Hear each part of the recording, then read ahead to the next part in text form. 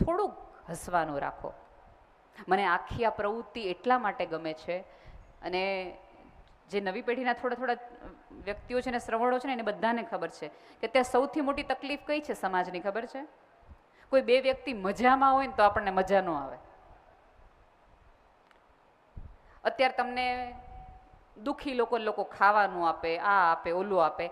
આનંદ કરવાની કોઈ પણ પ્રવૃત્તિ આવે એટલે બધા એમ કે આ પાપ છે, આ પાપ છે, આનંદ નહીં કરવાનો.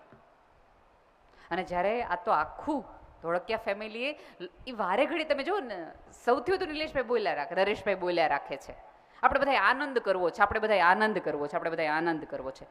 મજા અને આનંદમાં ફરક છે જેટલો યાત્રામાં અને પ્રવાસમાં ફરક છે.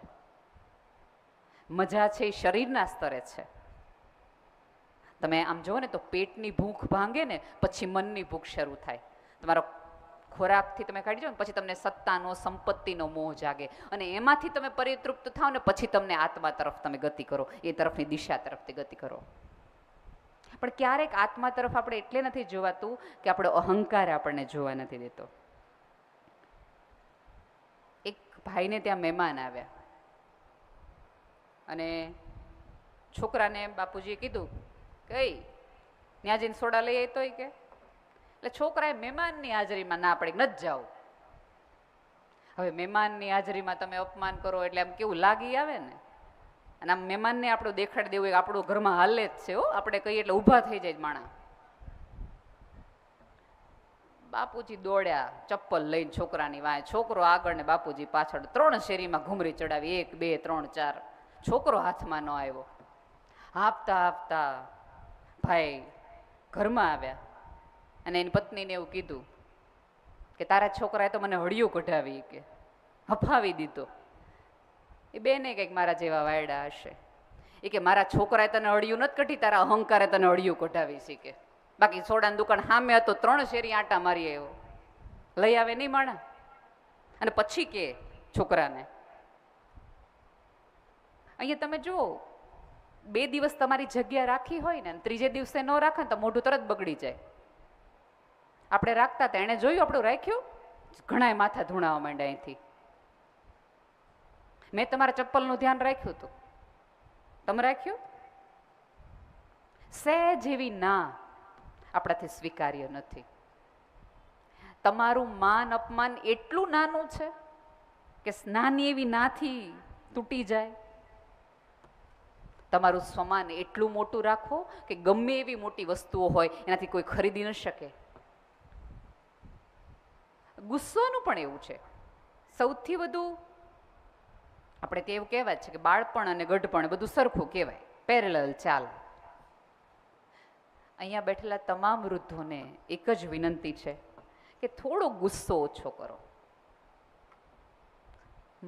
અમને ખબર છે કે તમે એક એવી તકલીફો, મૂંઝવણોમાંથી આખું સમૃદ્ધ અને સામ્રાજ્ય ઊભું કર્યું છે, અને નવી પેઢી બહુ ઇઝીલી આમાં વાપરે છે. થોડું આપણે ત્યાં અષ્ટવક્ર ગીતામાં સાક્ષી ભાવ એવો શબ્દ છે, સાક્ષી ભાવથી જોવું. યજ્ઞમાં આપણે આહુતિ દીધા પછી બધું વિસર્જન એટલા માટે જ કરીએ છીએ કે પછી તમને કોઈ વસ્તુ માટે મોહ ન રહે. સાક્ષી ભાવે જોવાની વાત થતી હોય તો એ આપણાથી છૂટતું નથી. થોડુંક જતું કરવાનું રાખો. આ સભ્યતામાં આટલું બધું કોઈ હારે નથી લઈ જતું, આપણે બધાને ખબર છે.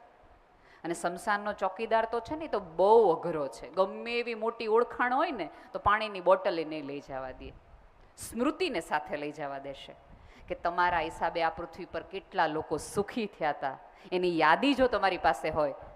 અને સ્વર્ગ નરકની મને નથી ખબર, પણ મને એટલી ખબર છે કે જે અહીંયા સ્વર્ગ ન ઊભું કરી શક્યા ને એને ન્યા મરશે એની કોઈ ખાતરી નથી.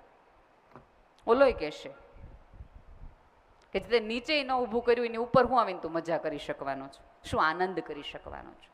એકબીજાના આનંદનું કારણ બનો, એકબીજાની સાથે રહેવાનું શરૂ કરો, એકબીજાના હૂંફનું કારણ બનો.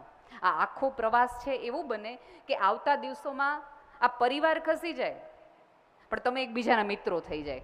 તમારે ત્યાં વાટકી વ્યવહાર શરૂ થઈ જાય, તમારે ત્યાં કંકોત્રીઓના વ્યવહાર શરૂ થઈ જાય. એની દીકરીને શ્રીમંત આવે તો તમને હરખ થાય. એવું પણ બનશે. એટલે આમ તમે જુઓ ને તો આખો પ્રેમનો જુદો સમાજ બનતો જશે આવતા દિવસોમાં. એઝ અ સોશિયલિસ્ટ તમે જુઓ તો આખો સમાજ એક એવો થશે કે જે માફી બહુ જલ્દી આપી શકતો હશે, વ્યસન આમ મૂકી શકતો હશે, એકબીજાને સ્વીકારી આમ લેતો હશે.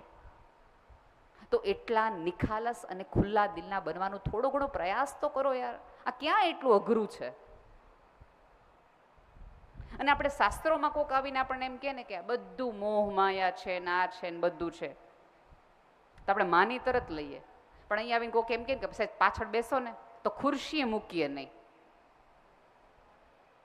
અને પછી આપણે ગંગામાં આપણે એમ કે બધું મોહ માયા મૂકી દેવી છે. મોહ માયા હમણાં જેને મૂકીને એ બધા હતા કે જેને 10-10, 12 વર્ષના વ્યસનો હતા, એણે મૂકી. એટલી શરૂઆત તો કરી. અને આમાંના કેટલાય લોકો એવા હશે કે તો સૌજીભાઈને સારું લગાડવા કરે, બાકી ઘરે જઈને હમણાં શરૂ કરી દે. એમ તમે કર્યું હોત તો સારું લગાડવા માટે થોડીક વાર માટે સારા બનવા માટે હૃદયમાં કંઈક સારું હોવું જોઈએ ને એટલું તો. અને ઘણા એક વસ્તુ એમ કે એ ભાઈ છે ને અથવા એ બેન છે ને એ બહુ સારું બોલીને કામ કઢવી લે. આ બધા આમાંના કેટલા લોકોએ એટલું સહેલું છે. તમે બોલો ને થોડીક વાર સારું લ્યો તો એક્ટિંગ કરો. હાલો ને હું તો એમ કહું છું સારા હોવાની એક્ટિંગ કરો. એ બહુ નહીં કરી શકાય. એ કરવા માટે તમારી અંદર થોડું ઘણું તો સારું હોવું જોઈએ. કૂવામાં હોય ને અવેડામાં આવે. તમારી અંદર થોડું ઘણું સારું હોય, થોડી ઘણી મીઠાશ હોય ને તો એ આવી શકે. ફરી વાર કહું છું, હજી કહું છું કે જીભ ઉપર કંટ્રોલ રાખો, સ્વાદ ઉપર નહીં. ખાઓ, દિલથી ખાઓ. તમને લાડવા 2 ટાઈમ ખવડાવે, મજાથી ખાઓ. આપણે લાડવાની મીઠાશ થોડી તમારા જીભ ઉપર આવવી જોઈએ, તમારા વ્યવહારમાં આવવી જોઈએ. તમારા હોવાના કારણે કોકને એમ થવું જોઈએ કે માણસ અહીંયા હોવું જોઈએ. આમાંના કેટલા બધા વ્યક્તિઓ છે એની પાસે કોઈ કામ નથી. ભાઈએ એવું કીધું ને કે હવે મારે પાસે કાંઈ કામ નથી એટલે હું હવે પાનનો ગલ્લો કરાવડાવું છું. અરે વૃક્ષ વાવવાનું કામ કરે જ છે સૌજીભાઈ, તળાવ ખોદવાનું કામ કરે જ છે, જાઓ સપોર્ટિવ સિસ્ટમ તરીકે. પણ આપણને ખબર નહીં, કોઈક એવા કામની સૂઝતું જ નથી. કોઈક સારું કરતું હોય ને તો આપણે એમ કંઈક બરાબર છે. જેને સંતાન નથી એક વૃક્ષને ઉછેરીને સંતાન ઉછેરનો એક આનંદ લે. કોકની દીકરી પરણતી હોય તો 2 સાડી આપીને કન્યાદાન આપ્યાનો આનંદ લે. જગતમાં દુઃખી થવા માટે ઘણું બધું કરવું પડે, સુખી થવા માટે ખાસ કાંઈ કરવું પડતું નથી. તો બહુ નાની વસ્તુમાં મળી જતી હોય છે. બહુ જ નાની વસ્તુમાં તમે કોઈને સુખી કરી શકો.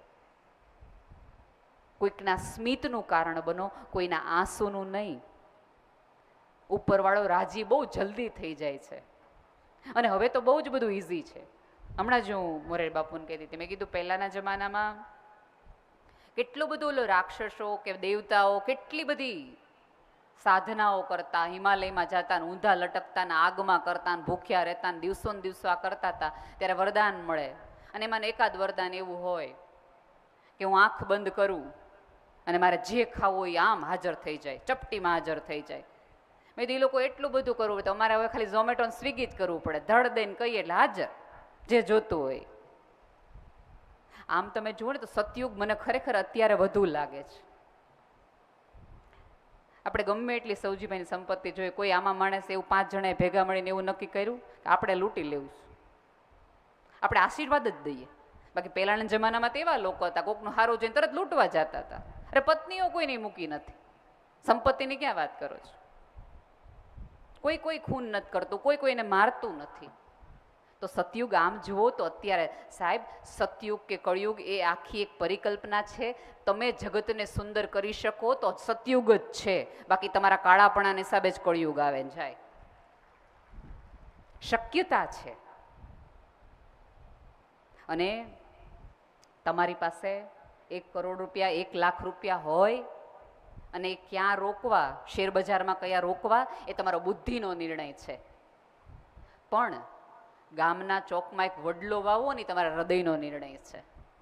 અને હવે હૃદયથી જીવવાનું રાખો, મગજને થોડીક વાર આરામ આપો. બહુ મગજથી જીવ્યા, બહુ થાક ખાધો, હવે થોડો ખાઓ. તમને વારા ઘડી અહીંથી પલોઠી વાળવાનું એટલા માટે કહેવામાં આવે છે કે તમને પગ વાળતાનું હવે થોડીક શીખતા આવડે. જ્યાં બેઠા છો ત્યાંથી જગત જોતા ને જાત્રા કરતા આવડે. બહારની યાત્રા બહુ કરી, હવે થોડું અંદર તરફ જોવાનું રાખો, થોડું અંધારામાં ઇન્વેસ્ટમેન્ટ કરવાનું રાખો. આપણે ત્યાં એ છે કે આપણે બહુ બધી મજામાં ને એમાં સરસ સરસ મજાની વાત કરીએ. થોડુંક કોકને રડવામાં મદદ કરો. તમે જોયું હશે કે ભાઈ રડવાનું શરૂ કર્યું, સંજયભાઈ તરત ઊભા થયા, પીઠ ઉપર હાથ થપથવાનું. એટલું તો કરી શકાય ને, કોકને રડવામાં તો મદદ કરી શકાય ને. અને એટલા ગરીબ તો મારા ઠાકરે કોઈને નથી બનાવ્યા કે તમે કાંઈ કોઈને આપી ન શકો. સ્મિત તો આપો. અહીંયા બેઠેલા તમામ ભાઈઓને વિનંતી કે થોડુંક હસવાનું રાખો. એમાં કોઈ પણ પ્રકારની જીએસટી નથી ને આવતા દિવસોમાં જરાય ટેક્સ એના ઉપર લાગવાનું નથી. જે લોકોએ સારપમાં રોકાણ કર્યું છે ને આવતા દિવસોમાં એની જ બજાર ઊંચકાવાની છે, એની જ. અને બની શકે કે તમારા સારપના કારણે તમને નીચેવાળો રિટર્ન ન આપે પણ ઉપરવાળો ડબલ ગણ આપવાનો છે, એ નક્કી છે. એના ઉપર થોડી ઘણી શ્રદ્ધા તમને હોય. અહીંયા એક બેન બોલતા બોલતા જતા હતા ને કે હું તો સરસ જ વર્તન કરું છું, હું તો સરસ જ વર્તન કરું છું, પણ સામેવાળી વ્યક્તિ નથી કરતી. તો એ એની પ્રોબ્લેમ છે, તમારી નહીં.